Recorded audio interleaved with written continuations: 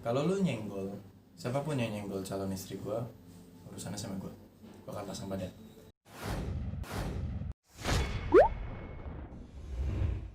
Iya, kalau tanggapan aku sih itu hak dia ya, kemarin dia bongkar. Sebenarnya dengan cara dia membongkar seperti itu sama aja dia mempermalukan dirinya sendiri.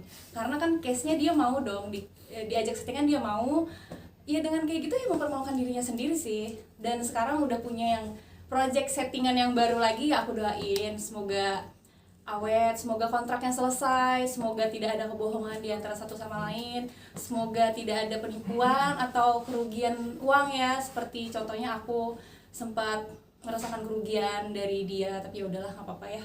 Ya tapi perlu digarisbawahi lagi ya, ini Nadia udah cerita semua. Dia mengakui pada saat itu ada ikatan kerja dengan Derio. Yes. Cuman hal itu terjadi bukan karena keinginannya Nadia, tapi karena manajemennya Nadia yang dulu dia mengangkat Nadia dengan cara yang salah.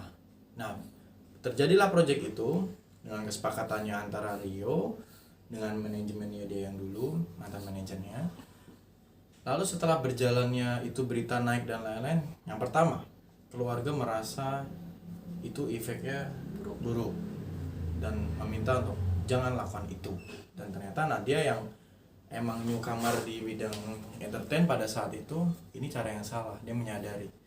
Nah mungkin juga bisa, aku pengen tanya nih ya sama Nadia nih, apa hikmahnya kamu setelah mengalami settingan kemarin, apa hikmahnya? Hikmahnya sih aku harusnya lebih berpikir kepanjangannya kayak gimana gitu loh, karena kan itu membawa dampak buruk di keluarga aku, mama aku, orang tua aku jadi malu gara-gara ya kesalahan aku kemarin. Tapi ya udah, yang berlalu biar berlalu. Ya. Semoga aku bisa jadi pribadi yang lebih baik ke depannya.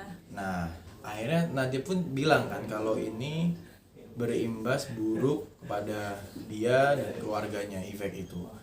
Jadi saya mau mengangkat kisah ini, berbagi kepada kalian semuanya, ataupun Dek Rio sama Dek Zila, ya kan?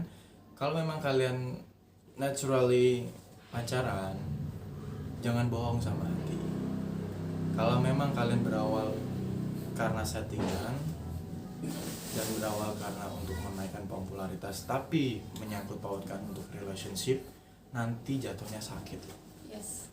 Dan efeknya ini sudah bercerita nih, ini dia mengalami pada saat itu, tapi bukan dorongan dari dia, dorongan dari manajemennya gitu.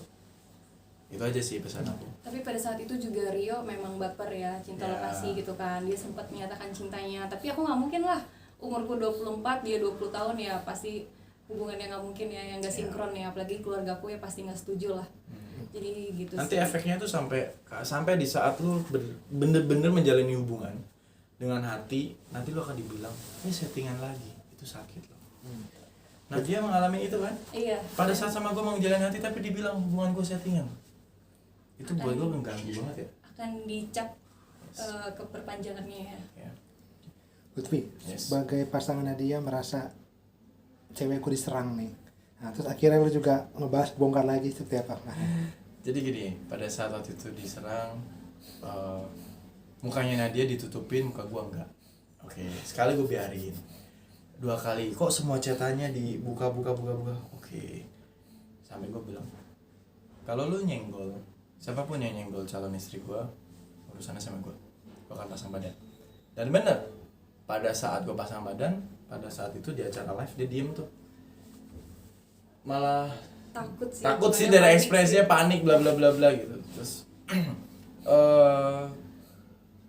kebetulan juga saya tahu kisahnya dia yang sekarang. Lu manajemennya hubungin gue, Pak, tahu gue lagi jomblo pada saat itu. Padahal gue sudah kontak-kontakan sama dia, tapi memang gue belum publish.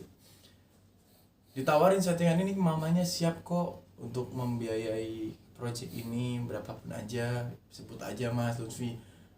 Gue tolak mentah-mentah. Gue nggak pernah settingan, gue nggak mau. Justru malah gue arahkan, kalau memang mau menaikkan nama dengan cara bikinlah YouTube, Dok, nanti kolaborasi sama aku deh, gitu. Tak, aku ajarin. Lalu acting asah acting kamu deh, gitu. Aku bilang kayak gitu ke manajemennya.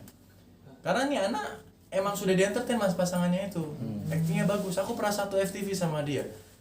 actingnya bagus gitu.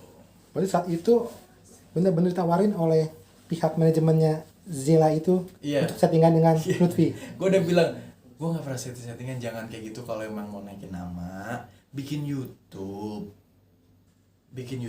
asa acting, nanti kok berjalan dengan sendirinya gitu loh. Rezeki itu datang dengan sendiri aja. Kalau memang belum waktunya, asah kemampuannya. Gue dari 2014 mas di entertain. Orang nggak tahu ngiranya gue tuh baru sekarang 2020, boom gara-gara Anjay. Tapi dari 2020 gue udah syuting, udah FTV kan, udah bisa beli ini beli itu gara-gara dari situ. Gitu. Nah, Lutfi sama Nadia dengan cerita masa lalu ya, Ya. dibilang settingan segala macam. Effortnya jadi lebih keras nggak sekarang? Karena kan kalian harus menegaskan bahwa kami tidak settingan. Jadi effort buat kalian berdua harus lebih keras nggak untuk membuktikan ini? Oh, sebenarnya sih tidak harus dibuktikan ya, tapi ya mengalir banyak aja. action ya, lebih banyak action Iya. daripada teori sih kalau kita. Nyatanya gini mas, Nadia bisa akhirnya datang ke Semarang, ke kampung halaman gue. Gue kenalkan ke makamnya almarhum papa gue. Menurut kalian, kalau gue settingan sampai seniat itu kah? Yang pertama. Lalu kita lanjut lagi, kita bisa ke Samarinda ya, 7 hari saya bersama keluarganya Nadia. Kalau emang itu settingan, seniat itu kah? Berapa puluh juta yang harus gue keluarkan? Kalau emang itu harus settingan, harus beli tiket, beli nyewa apa, tidur di hotel apa-apa 7 hari. Enggak, tapi karena ini dari hati, dari restu orang tua, ya udah jalan-jalan aja. Sekarang nyiapin baju, ya kan, kita mulai nyicil nih, ketemu Mas Dika Sigit buat baju cowok, ada baju cewek Mas Sony Wicak ya, gitu. Kalau ini settingan terlalu too much, Terlalu modal ya. too much, dan hasilnya malah jatuhin diri kita sendiri. Dan tapi juga aku sih malah kayak doain, kayak orang-orang tuh mikirnya positif banget, terus kita dibilang cocok.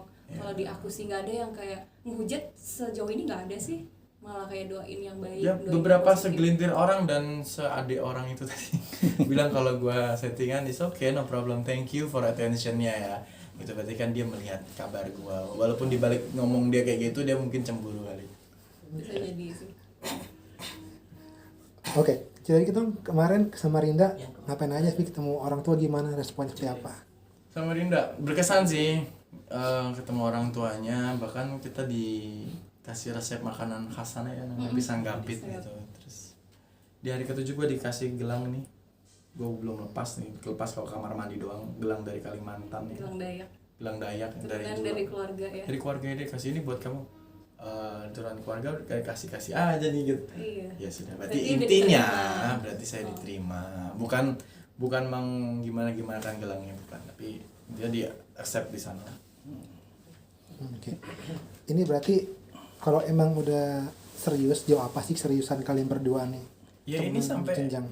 sampai nyari baju, fitting baju hari ini nanti, karena gini ya mas, gedung beberapa kita udah hubungin, tapi semua pada bilang rata-rata gedung sekarang pada masih new normal, set menunya anggap covid belum selesai, belum tahu mainnya tanggal berapa, mereka prepare tanggal berapa. Ketika saya bilang tanggalnya, nanti pada saat belum